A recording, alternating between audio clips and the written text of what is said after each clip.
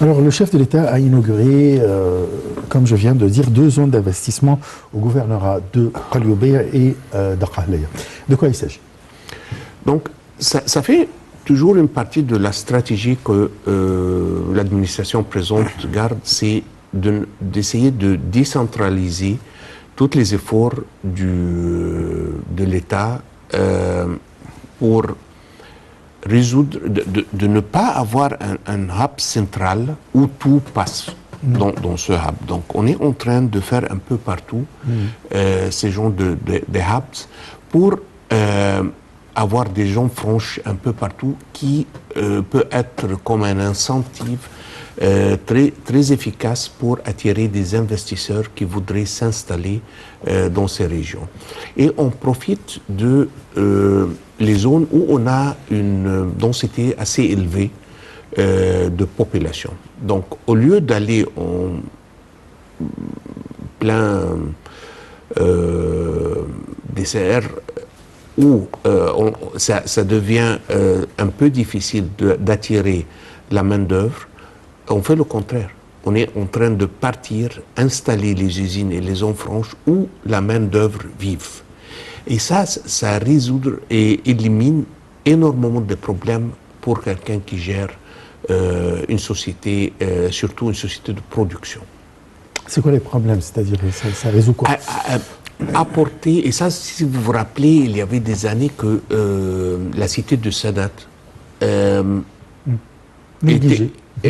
Absolument, était négligée. Pourquoi? Parce que il n'y avait personne qui vivait là-bas. Donc on pourrait faire toutes les usines qu'on veut, mais si on n'a pas la force, les ressources humaines pour activer ces usines, il n'y a pas des usines qui fonctionnent tout seules. Donc là, on est en train d'aller où on a des densités assez élevées de population.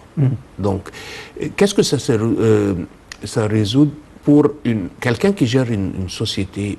Il a toujours en tête où je vais trouver la main-d'œuvre que j'en ai besoin. Comment je vais les apporter chez moi? Quand est-ce qu'ils vont rentrer? Est-ce que je peux travailler la nuit? Est-ce que je peux avoir une 3e shift? Ou ça va être Comment très les héberger? Héberger. Ça coûte énormément cher pour quelqu'un qui gère. Et aujourd'hui, c'est très important de minimiser le coût pour qu'on soit compétitif. Et ça part pour tous les producteurs. Et ça, c'est pas un secret, c'est une des raisons principales pourquoi la Chine est devenue assez forte économiquement comme elle est aujourd'hui. Parce que les coûts là-bas sont très, très bas. Et c'est pour cela qu'il y a pas mal des industries lourdes qui ont quitté l'Europe pour s'installer là-bas. Pour s'installer en Chine et peut-être aussi au Mexique ou ailleurs. Mais parce qu'en Europe, les coûts sont devenus énormément chers que c'est devenu très très difficile d'être concurrentiel avec les coûts qu'on subit en Europe. Donc les sociétés ont quitté. C'est aussi simple que ça. Voilà. C'est pas compliqué. Alors ça me mène à la question de l'établissement de nouvelles villes comme le Nouvelle Ismaïlia, Port Saïd, toutes ces villes. Est-ce que c'est pour cette raison, c'est pour faire des communautés qui vivent et installer des projets autour desquels il y a, ou bien pour fournir des hébergements pour les gens qui viennent pour travailler? Je pense que c'est double tranche, si vous voulez, parce que on est en train de croître avec 2,5 millions par an. Ouais. Ça, c'est la taille d'un petit pays en Europe, si vous voulez. Donc, on est en train d'ajouter un pays chaque année. C'est énorme. Donc, où on va loger ces gens? Au bout de 10, 15 ans, 17, 20 ans maximum, c'est 2,5 millions vont avoir besoin de se marier, d'avoir des maisons et de leur propre foyer et avoir une vie. Qui veut dire aussi ils vont avoir besoin de services basiques comme des hôpitaux, des écoles, de la police. Où est-ce qu'ils vont vivre? Donc, et c'est là, c'est ça, je retourne une deuxième fois à l'idée de la vision stratégique que cette administration a bien adoptée. On n'est pas en train de penser ici avec une vue myopique de ce qu'on a juste au bout de notre nez aujourd'hui. Ils sont un peu différents, ils pensent 10 ans, Voilà. 15 ans. C'est la vision. Si je suis en train de faire une route, aujourd'hui, c'est un peu dur avec, disons, capacité de 3 voitures. On peut toujours ajouter une 4e, ça va aller beaucoup mieux. Mais on ne pense pas comme ça, on pense, fais le 7, 8, parce qu'au bout de 10 ans, tu vas avoir besoin de ça. C'est ça qui change un peu les choses avec l'administration présente. Et on l'appelle ça en gestion, la gestion en anticipation, pas en réaction. Et c'est la première fois que je vois quelqu'un avec toute objectivité, si vous voulez, qui est en train de gérer l'Égypte de cette façon. Et Parfait. vraiment, c'est pas facile que tout le monde comprenne ça. Je comprends parfaitement qu'il y a pas mal de gens qui peuvent te dire « Ah, mais est-ce qu'on a vraiment besoin de ça? Peut-être que tu n'as pas besoin de ça maintenant, aujourd'hui, dans ce point. Mais les nouvelles générations Mais tu auront vas besoin. avoir besoin de ça très, très prochainement. Et ce que tu veux, que quand tu vas avoir besoin de ça, tu le trouves. Ouais. Mais là, quand j'ai posé la question, quand même, j'ai bien compris votre point de vue et c'est vraiment, ça éclaircit ces projets. Mais ma question, c'était centrée surtout sur l'industrie qui est centrée ou bien qui est basée dans ces régions, je parle Ismailia, c'est-à-dire autour du canal de Suez, et on a fait 2 nouvelles villes. C'est pour attirer de la main-d'œuvre autour du canal de Suez. Je pense, ça c'est un peu complémentaire, c'est un peu une autre pièce dans le puzzle où on est en train de... Vous voyez, vous avez presque, si je ne me trompe pas, c'est 40% du commerce international qui passe par la... 15%. 15%, okay. Par la canal du Suez. Donc, cette région doit devenir un hub logistique. Et c'est très normal et c'est une évolution naturelle. Donc, la hub logistique ici, donc, tu vas avoir besoin de l'industrie qui se nourrisse ou aide dans les logistiques qui vont se passer ici. Donc, c'est la bonne place pour mettre des cités industrielles. Si tu vas aller le mettre, par exemple, je ne sais pas, ailleurs, au Fayoum, la distance, c'est énorme. Mais ce que normalement, tu veux, je vais vous donner un exemple que j'ai vu il y a quelques années, que le bateau, il arrive avec la matière première, et tu as tes usines là, les matières premières descendent dans les usines, tu fais ton activité industrielle et tu les remis une deuxième fois sur un autre navire.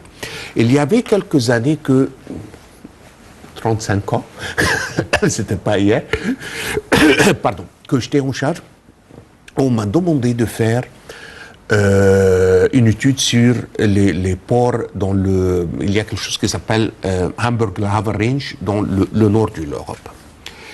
Et il y a un port qui n'est pas très connu, pas très fameux en Belgique, qui s'appelle Gant en flamand et Gand en français. Et là-bas, je ne veux pas nommer C'est connu. Ok. Mais c'est pas aussi connu comme Rotterdam ou Amsterdam ou quelque chose. Ou Bremen ou Hamburg, les autres. Mais là-bas, c'était une des grandes marques de voitures. L'usine était littéralement sur la quai, ou commençait sur la quai du port.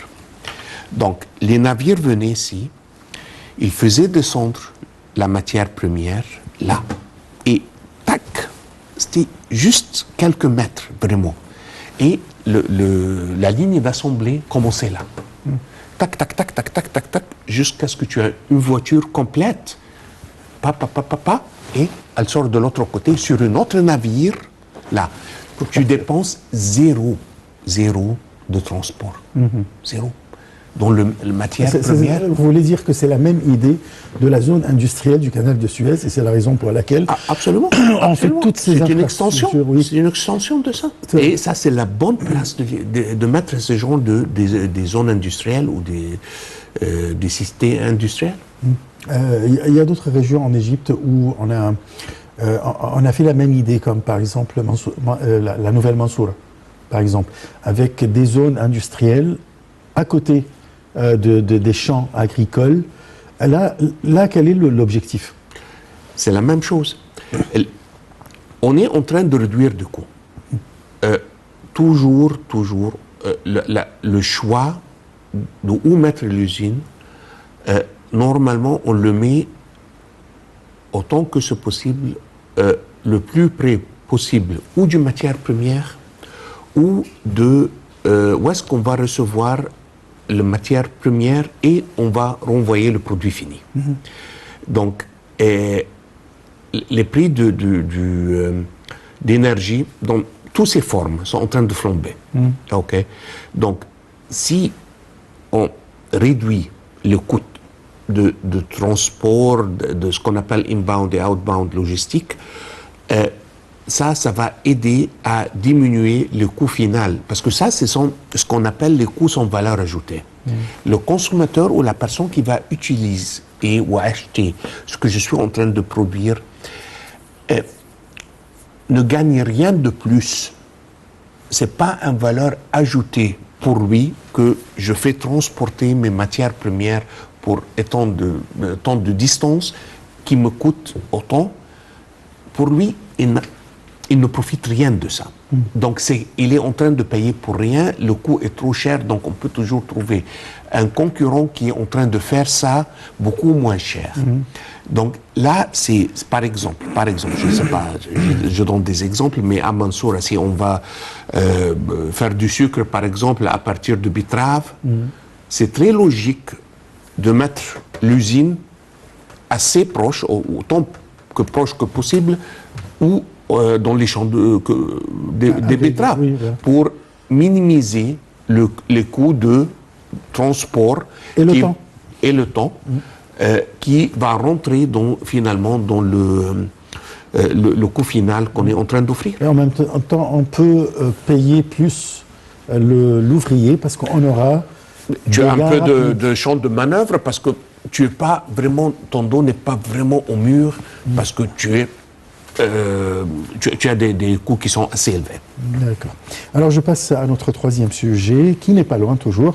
On parle le Premier ministre Moustapha Madbouli qui a annoncé un ensemble de mesures visant à réduire les prix des terrains industriels et à donner de nouvelles incitations aux investisseurs.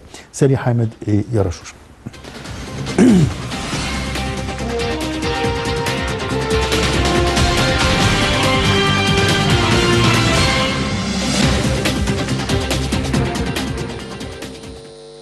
Dans le cadre des efforts déployés pour améliorer le climat d'investissement et pour attirer les investissements locaux et étrangers, en particulier dans le secteur industriel, le Conseil des ministres a approuvé un projet de décision relatif à la détermination des prix des terrains industriels.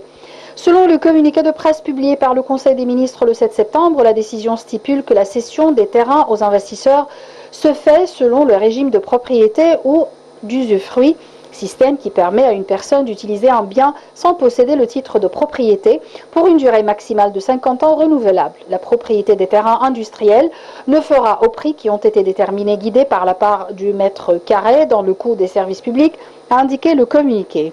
De même, la décision autorise aux investisseurs de passer du régime de l'usufruit au régime de la propriété après un délai d'au moins 7 ans à compter de la mise en place du projet d'exploitation et d'un registre industriel, et ce en payant le prix du terrain après l'avoir réévalué au prix commercial avec déduction de ce qui a été payé en échange du droit d'usufruit, a indiqué le Premier ministre Moustapha Madbouli. La publication de cette décision a été saluée par le milieu d'affaires, les investisseurs industriels et les économistes qui ont souligné l'importance de cette mesure pour réduire le coût des terrains à des fins industrielles. La décision de déterminer les prix des terrains industriels n'est pas la seule annoncée par le Premier ministre, qui a aussi révélé l'intention du gouvernement d'accorder de nouvelles incitations aux investisseurs, notamment dans le secteur industriel. De nouveaux amendements seront approuvés dans la loi sur l'investissement, y compris l'extension des incitations aux investisseurs pour 5 ans supplémentaires, en particulier pour certaines industries qui n'existent pas en Égypte, y compris les voitures électriques, a déclaré Madbouli. Il a aussi indiqué que les incitations comprennent le remboursement jusqu'à 70% de la valeur des taxes que l'investisseur paiera dans un délai n'excédant pas 45 jours. Ce pourcentage variera selon la nature de l'industrie.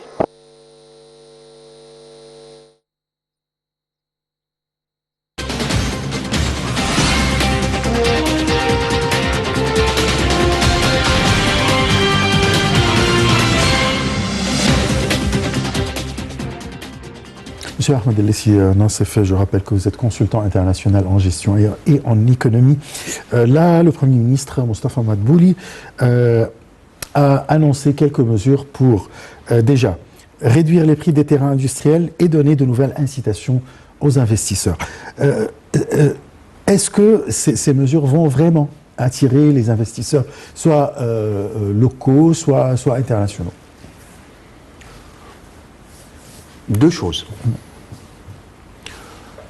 Pour répondre à votre question, il y a vraiment deux points qui sont essentiels pour dire oui ou non. Premièrement, les sociétés qui vont venir investir en Égypte, c'est quoi ce qu'on appelle l'alternative ou l'opportunité alternative où ils peuvent aller investir ailleurs. Ouais. Et là, ça coûte combien là-bas? Parce que si on va diminuer les prix de terrain, disons, je n'ai pas tous les détails, mais disons par 50%, et on va trouver que nos confrères au Maroc ou en Turquie sont en train d'offrir les terrains gratuitement. C'est bien qu'on a réduit, mais pour un investisseur, ça reste un peu plus attractif pour lui l'autre côté. Ça, c'est la première chose. La deuxième, et je pense que Son Excellence le Premier ministre a aussi parlé de ça. C'est très bien d'offrir les choses avec des prix bas, mais l'administration et la bureaucratie, si ils vont être comme un, comment dire, j'essaie de trouver le mot là, Présente. qu'ils vont être un peu présents, si vous voulez, ou rendre ou faire disparaître cet effort. Parce que peut-être que, comme un investisseur, c'est mieux pour moi de payer un peu plus, mais avoir le terrain dans 1 mois ou 6 mois, que payer moins, mais ça va me prendre 3 ans pour être capable d'utiliser ce terrain. Donc ça, là, c'est pas vraiment une solution. Est-ce qu'il n'y a pas la loi d'un seul guichet? La loi est là. Mais en toute francheté, et je pense que... Est-ce que c'est appliqué? C'est ça. C'est ça, l'application. L'application. C'est pas aussi difficile de faire des lois, et je pense qu'on a toutes les lois qu'il faut, et peut-être même un peu plus, si vous voulez. Mais la question, est-ce que vraiment ça s'applique? Le mesure, il y a un indice international qui sort chaque année par la Banque mondiale, ça s'appelle Ease of Doing Business. Et il organise presque 200 pays où on est sur un point de... pas mal c'est un système de points, mais est-ce que c'est facile de faire des affaires ou d'investir dans ce pays ou non? Et je peux vous confirmer, après 30 ans et quelque chose dans les multinationales, que ça, c'est une des choses, des premières choses que, quand on prend une décision d'aller sur un marché, c'est une des premiers indices qu'on regarde. Parce que c'est très bien de voir des choses qui semblent attractives ou intéressantes, mais quand on voit où on est, dans cet indice, où je ne parle pas de l'Égypte, où le pays qu'on veut aller, où on est en train de considérer d'aller investir là-bas, et on voit qu'on est dans les 150 et quelques, là, il y a une disparité entre ce qu'on entend et ce qu'on voit. Donc, mettre les choses en action, c'est même beaucoup plus important où c'est beaucoup plus important d'avoir des nouvelles lois, si vous voulez. Ça, c'est mon opinion personnelle sur ce point. Donc, l'application, c'est ça qui compte, c'est pas une nouvelle loi. Le positionnement de l'Égypte, la position géographique, je parle, avec tous les atouts dont possède l'Égypte, comme le canal de Suez, comme tout ce qu'il y a comme infrastructure là actuellement, moderne, nouvelle, etc. Est-ce que ça ne donne pas un avantage pour l'Égypte pour attirer les investissements? Je vous donne quand même un petit exemple.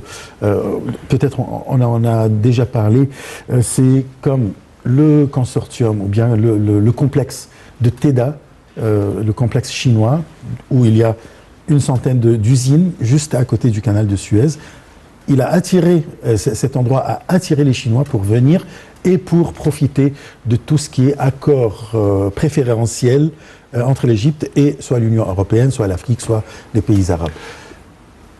Tout à fait. Tout à fait. Avec ces mesures entreprises par le Premier ministre, alors est-ce que vous ne trouvez pas que ça attire quand même? Absolument.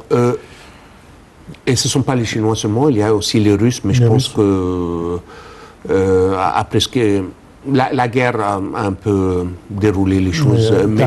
Oui. Mais écoutez, la sécurité.